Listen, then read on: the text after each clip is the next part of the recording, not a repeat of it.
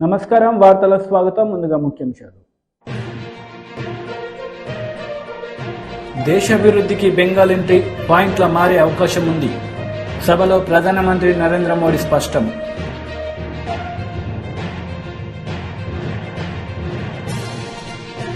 రా కదలిరా భారీ బహిరంగ సభలో పాల్గొన్న నారా చంద్రబాబు నాయుడు. సీఎం జగన్ పై విమర్శలు. గురజాలలో టీడీపీ అధినేత నారా చంద్రబాబు నాయుడు రా కదలిరా బహిరంగ సభలో పాల్గొన్నారు. ఈ సందర్భంగా పలు అంశాలపై ఆయన మాట్లాడారు. మనం అందరం కూడా పల్నాటి పులి అని పిలువబడే కోడెళ్ల శివప్రసాద్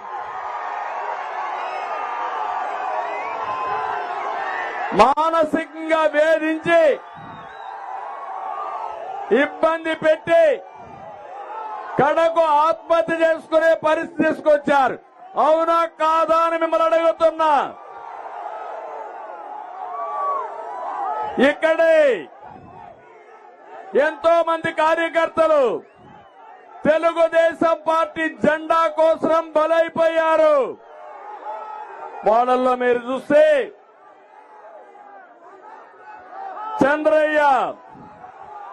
చంద్రయ్యని జై జగనను నిన్ను వదిలిపెడతామంటే నా ప్రాణం పోయినా పర్వాలేదని జై చంద్రబాబు జై తెలుగుదేశాన్ని ప్రాణం వదిలిపెట్టాడు. తమిళ్లో అలాంటి కార్యకర్త నా జీవితంలో మరిచిపోతానా అని మిమ్మల్ని అడుగుతున్నా. నేను నేరుగా వచ్చి పాడి మోశాను.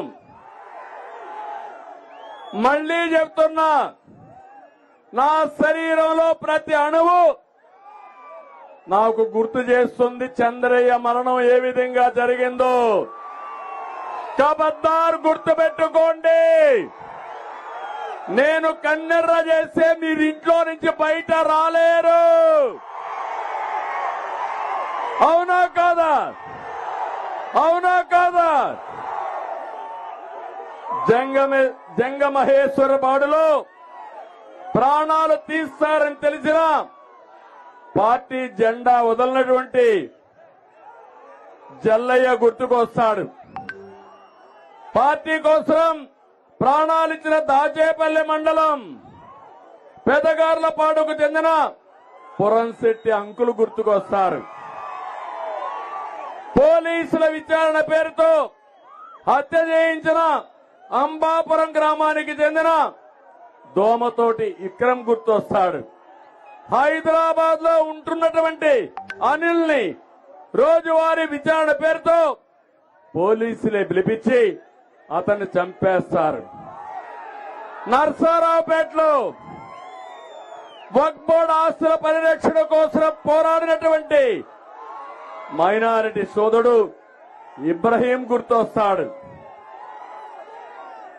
వీళ్ళిద్దరే కాదు, ఈ రోజు మీరు చూస్తే రాష్ట్రంలో నిన్న మొన్న ఈ ప్రాంతంలో నకరేకల్లో ఎస్టీ మహిళ మంత్రుబాయ్ శ్రీనివాసులరెడ్డి అనే వ్యక్తి అప్పిచ్చి అప్పు కట్టమంటే ఇప్పుడే కాదు కడతానంటే ట్రాక్టర్ పంపించి తొక్కించి చంపేస్తారు. నిన్ననే రెంటచింతల మండలం మల్లవరం గ్రామం త్రాగునీళ్ల ట్యాంకర్ వస్తే నీళ్లు పట్టుకుంటుందని ఆ ట్రాక్టర్ నడిపించి ఏం తమ్ముళ్ళు ఏం చేస్తే తొక్కిచ్చారా లేదా? ఆ యొక్క సామిని బాయి యొక్క మరణం నేను మరిచిపోతానా అని మిమ్మల్ని అడుగుతున్నా. మరిచిపోవాలా అని మిమ్మల్ని అడుగుతున్నా. మనుషుల్ని నిండు ప్రాణాల్ని ట్రాక్టర్ల కింద పెట్టి తొక్కించిన దుర్మార్గుల్ని ఏం చేయాలి? ఏం చేయాలి? జగన్ గుర్తుపెట్టుకో, హెచ్చరిస్తున్నా. కనీసం నీకు మర్యాద ఉందా అని అడుగుతున్నా. ప్రాణాలు పోగొట్టుకుంటే కనీసం విచారం చేయలేని విద్యత లేని నువ్వు ఒక ముఖ్యమంత్రిగా అర్హత ఉందా అని నేను అడుగుతున్నా. ఏం తమ్ముళ్ళు, ఇవన్నీ చూసిన తర్వాత నాకు ఒకటే అనిపిస్తుంది, నాకు ఒక బాధ్యత గుర్తొస్తుంది. ప్రజాహిత యాత్రకు అనూహ్య స్పందన లభిస్తుందని కరీంనగర్ ఎంపీ బండి సంజయ్ అన్నారు. హుజురాబాద్లోని షాయంపేటలో ఆయన మీడియాతో మాట్లాడారు. ప్రజలకు మోడీ గారి సంక్షేమ పథకాలు, కేంద్ర ప్రభుత్వం ఇచ్చిన సంక్షేమ పథకాలు, గ్రామాలకు ఇచ్చిన నిధులు, నేను పార్లమెంట్ సభ్యునిగా ఈ కరీంనగర్ పార్లమెంట్ చేసిన అభివృద్ది ఈ విషయంలో స్పష్టం చేసేటువంటి అవకాశం దొరికింది. కాబట్టి తెలంగాణ రాష్ట్రంలో ప్రజలందరూ కూడా మేము 6 గ్యారెంటీలను చూసి, కాంగ్రెస్ పార్టీ ఇచ్చిన హామీని చూసి మేము కాంగ్రెస్ పార్టీకి ఓటేసినాం. 100 రోజుల పాట 6 గ్యారెంటీలను అమలు చేస్తామని చెప్పి కాంగ్రెస్ పార్టీ హామీ ఇచ్చింది మేనిఫెస్టోలో. ఎందుకంటే తెలంగాణ రాష్ట్రం అప్పుల పాలైంది బీఆర్ఎస్ పాలనలో. ఈ అప్పులతో సంబంధం లేకుండా 100 రోజుల పాట 6 గ్యారెంటీ అమలు చేస్తామన్నారు. 2,500 రూపాయలు మహిళల అకౌంట్లో ఇస్తున్నారు. 4,000 రూపాయలు ఆసరా పెన్షన్స్ ఇస్తున్నారు. 2 లక్షల రూపాయలు రుణమాఫీ చేస్తున్నారు. 15,000 రూపాయలు రైతు బంధు పేరు మీద ఇస్తానని చెప్పన్నారు. దాంతోపాటు ఇల్లు జాగా లేనటువంటి పేదలందరికీ 5 లక్షల రూపాయలు సాయం చేస్తున్నారు. ఇట్లా ఈ 6 గ్యారెంటీలను కూడా కాంగ్రెస్ పార్టీ హామీ ఇచ్చింది. కాబట్టి వాటిని 100 రోజుల లోపల అమలు చేసిన బాధ్యత ఆ పార్టీ మీద ఉంది. 500 రూపాయలకే గ్యాస్ ఇచ్చి ఆ గ్యాస్ కూడా మూడదాకా రేషన్ కార్డులే ఇవ్వాలి కాంగ్రెస్ పార్టీ. అంతకుముందు కాంగ్రెస్ పార్టీ తిట్టారు, మేము తిట్టినాం. ఏమని దాదాపు 10 లక్షల మంది రేషన్ కార్డు కోసం దరఖాస్తు చేసుకున్నారు. రేషన్ కార్డులు ఇవ్వాలని చెప్పండి. రేషన్ కార్డులు ఇవ్వకుండానే మొదట రేషన్ కార్డులు ఉన్న వరకే 500 రూపాయలు గ్యాస్ అన్నారు.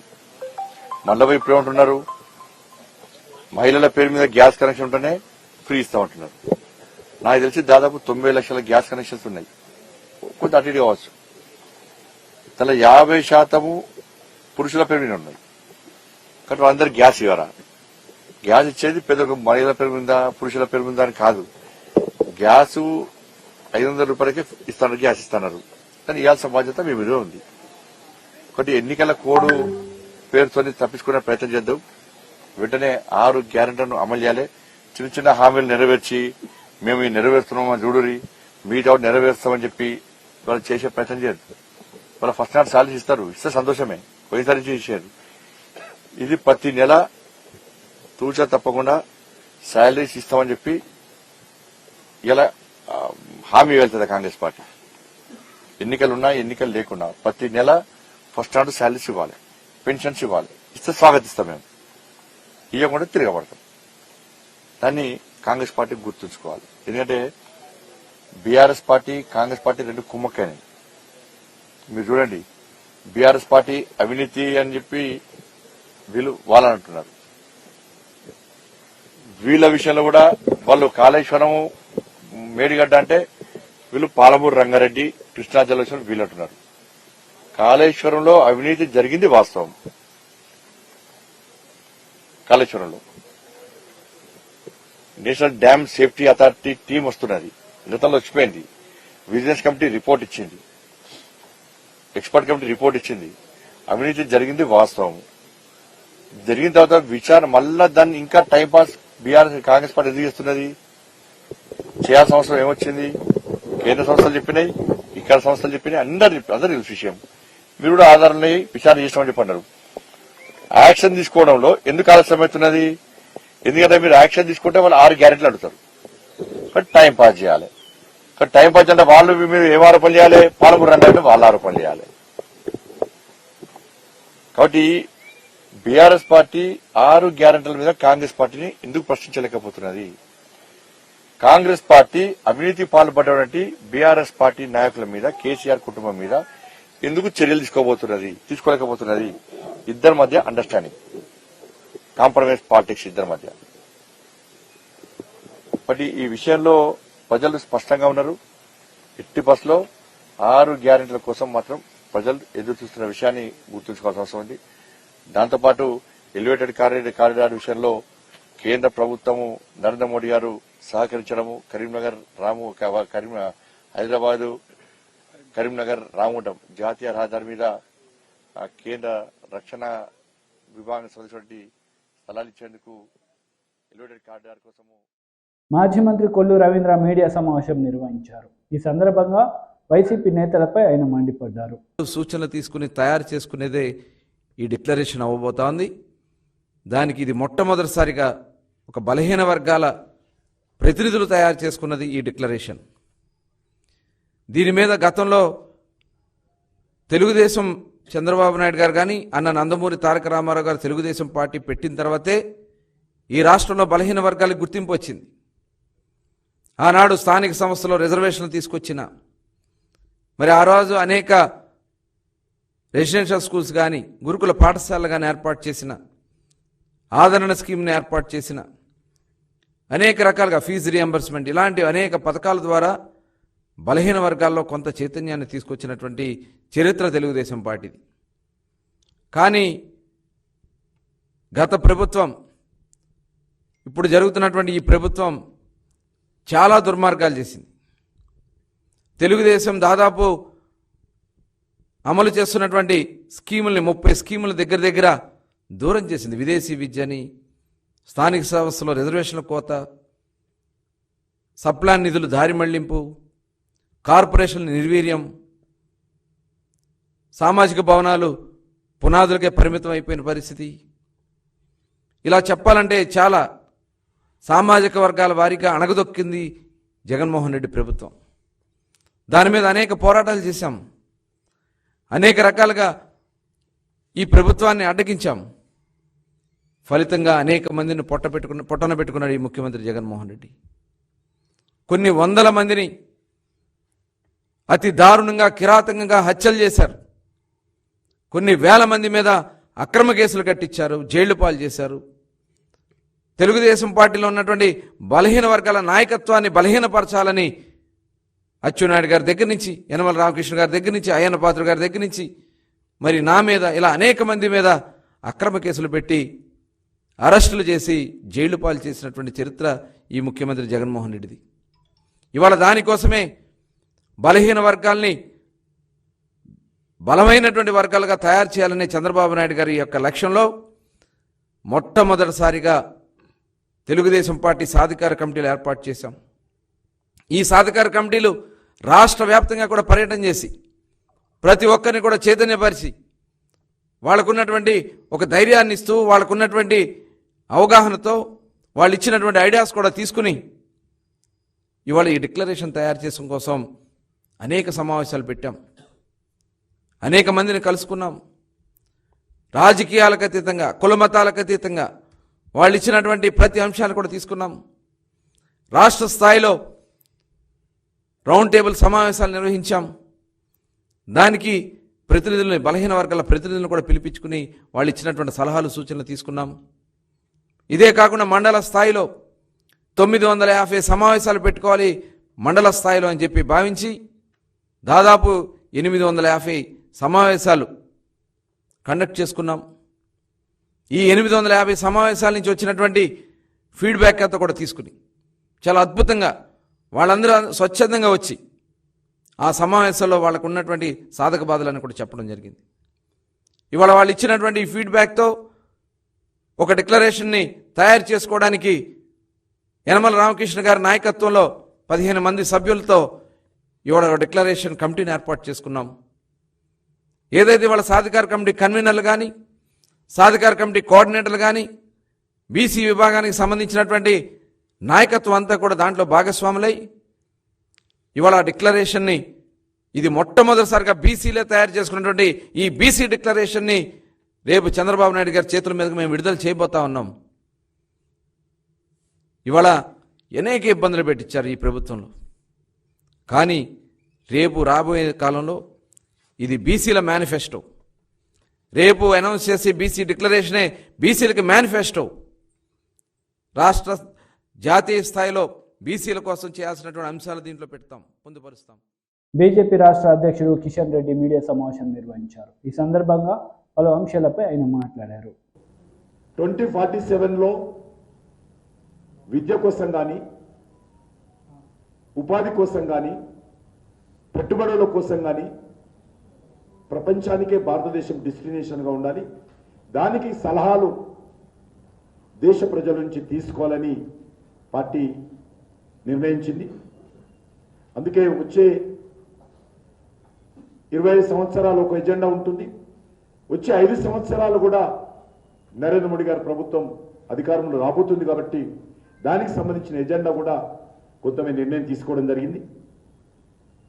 4 అంశాలు జ్ఞాన్, GYAN, ఈ 4 అక్షరాలతో జ్ఞాన్ అనేటువంటి అక్షరాలతో మా ఎజెండా ఉండబోతుంది. జి అంటే గరీబ్ కళ్యాణ్, పేదల సంక్షేమం. వై అంటే యూత్ సమగ్రమైనటువంటి అభివృద్ధి. ఏ అంటే అగ్రికల్చర్ను అన్ని రకాలుగా ప్రోత్సహించేటువంటి కార్యక్రమం. ఎన్ అంటే నారీ శక్తి, మహిళలను పూర్తిగా వాళ్ళ సాధికారతతో పురుషులతో సమానంగా అన్ని రకాలుగా ప్రోత్సహించేటువంటి కార్యక్రమం. ఈ 5 సంవత్సరాల్లో, రానున్నటువంటి 5 సంవత్సరాల్లో ఈ 4 ఎజెండాలతో ప్రభుత్వం వెళ్తుంది. దీనిపైన కూడా ప్రజల సలహాలు తీసుకోబోతున్నాయి. జ్ఞాన్ పేరు మీద కూడా సలహాలు ఏం చేయాలి మేము, మా లక్ష్యం ఇది. ఏం చేస్తే పేదరిక నిర్మూలన చేయడానికి అడుగులే వేస్తాం, యువతకు ఏ రకంగా శక్తివంతం చేద్దాం, వ్యవసాయ రంగం ఏ రకంగా ముందుకు తీసుకెళ్దాం, మహిళలకు అన్ని రకాలుగా సమాన హక్కులు కల్పించి ఏ రకంగా ప్రోత్సహిద్దాం. ఈ 4 అంశాల మీద వచ్చే 5 సంవత్సరాలకు ఒక ప్రత్యేకమైనటువంటి మేనిఫెస్టో ఇప్పుడు పెడతాం.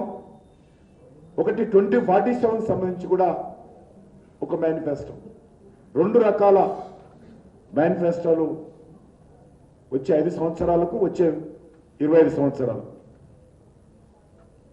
ఈ 5 సంవత్సరాల్లో మా కమిట్మెంట్ ఈ చెప్పినటువంటి 4 వర్గాలకు సంపూర్ణమైనటువంటి సాధికారత కల్పించే దిశలో ఈ వర్గాలకు ముందు తీసుకెళ్తాం. ఈ వర్గాలను, ఈ 4 వర్గాలను కూడా దేశ అభివృద్ధిలో పూర్తి స్థాయిలో భాగస్వాములు చేస్తాం.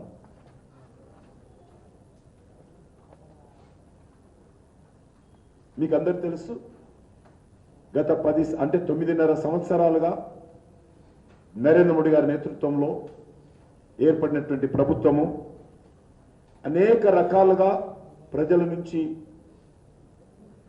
సోషల్ మీడియా ద్వారా కావచ్చు, గవర్నమెంట్ ఏజెన్సీల ద్వారా కావచ్చు, అనేక రకాల సమాచారాన్ని సేకరించాము, ప్రజాభిప్రాయాన్ని సమీకరించాము. దానిని కూడా రానున్నటువంటి మేనిఫెస్టోలో క్రోడీకరించి పొందుపరిచేటువంటి ప్రయత్నం చేస్తాము. ఆ దిశలోనే మా ప్రభుత్వము మన్ కీ బాత్ పేరు మీద కానీ, లేక అనేక కార్యక్రమాలు కానీ, ఈవెన్ పీపుల్స్ పద్మ అవార్డ్స్ ఇవ్వడంలో కూడా రాజకీయ నాయకులు, ఎన్నికైనటువంటి ప్రజాప్రతినిధులు వాళ్ళ సలహాలు కాకుండా ప్రజల సలహాలతో పద్మ అవార్డ్స్ ఇస్తున్నాం. కాబట్టి రేపు మా మేనిఫెస్టో కూడా అదే విధంగా ఉండాలి.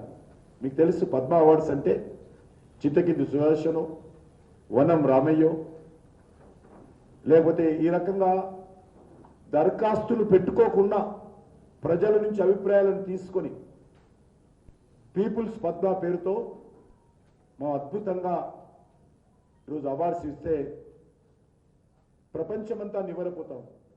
ఏ దేశంలో కూడా ఈ రకమైనటువంటి అవార్డ్స్ ఆ దేశంలో ఉన్నటువంటి. పశ్చిమ బెంగాల్ భారత్కు తూర్పు ముఖద్వారం లాంటిదని ప్రధానమంత్రి నరేంద్ర మోడీ అన్నారు. దేశాభివృద్ధికి బెంగాల్ ఎంట్రీ పాయింట్లా మారే అవకాశం ఉందన్నారు. सीवी आनंद बोस जी, मंत्रिमंडल के मेरे सहयोगी शांतनु ठाकुर जी, बंगाल विधानसभा में नेता विपक्ष शिवेंदु अधिकारी जी, संसद में मेरे साथी जगन्नाथ सरकार जी, राज्य सरकार के मंत्री महोदय, अन्य महानुभाव, देवी और सज्जनों, आज पश्चिम बंगाल के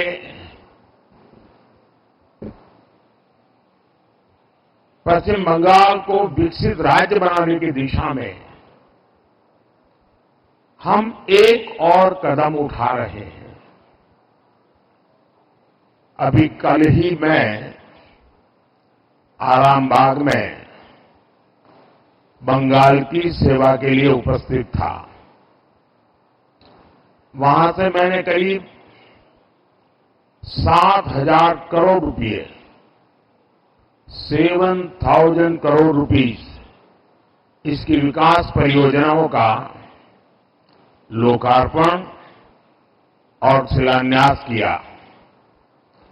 इनमें रेलवे, पोर्ट, पेट्रोलियम से जुड़ी कई बड़ी योजनाएं थी और आज एक बार फिर मुझे करीब 15,000 करोड़ रुपए, 15,000 करोड़ रुपीस उसके विकास कार्यों के लोकार्पण और शिलान्यास का सौभाग्य मिला है। बिजली, सड़क, रेल की बेहतर सुविधाएं बंगाल के मेरे भाई बहनों के जीवन को भी आसान बनाएगी। इन विकास कार्यों से पश्चिम बंगाल के आर्थिक विकास को गति मिलेगी। इनसे युवाओं के लिए रोजगार के नए अवसर भी पैदा होंगे। मैं आप सभी को इस अवसर पर बधाई देता हूं, शुभकामनाएं देता हूं। साथियों, आधुनिक दौर में विकास की गाड़ी को रफ्तार देने के लिए बिजली बहुत बड़ी जरूरत होती है। किसी भी राज्य की इंडस्ट्री हो, आधुनिक रेल सुविधाएं हो या आधुनिक टेक्नोलॉजी से जुड़ी हमारी रोजमर्रा की जिंदगी हो, बिजली की किल्लत में कोई भी राज्य, कोई भी देश विकास नहीं कर सकता। इसलिए हमारा प्रयास है कि पश्चिम बंगाल अपनी वर्तमान और भविष्य की बिजली जरूरतों को लेकर आत्मनिर्भर बने।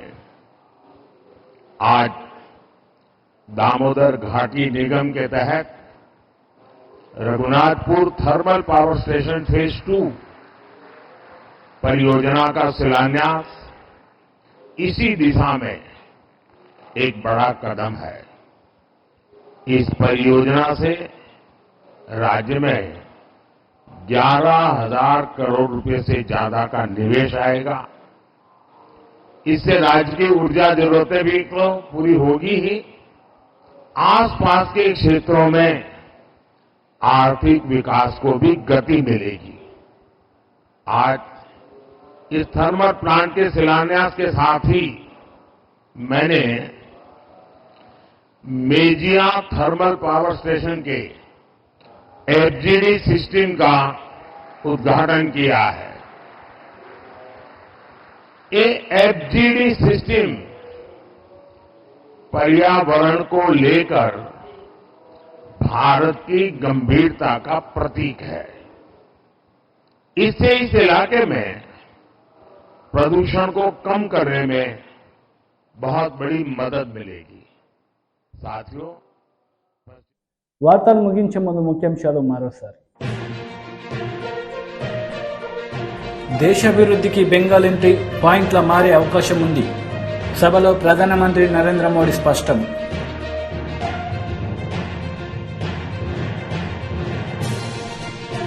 రా కదలిర భారీ బహిరంగ సభలో పాల్గొన్న నారా చంద్రబాబు నాయుడు సీఎం జగన్ పై విమర్శలు.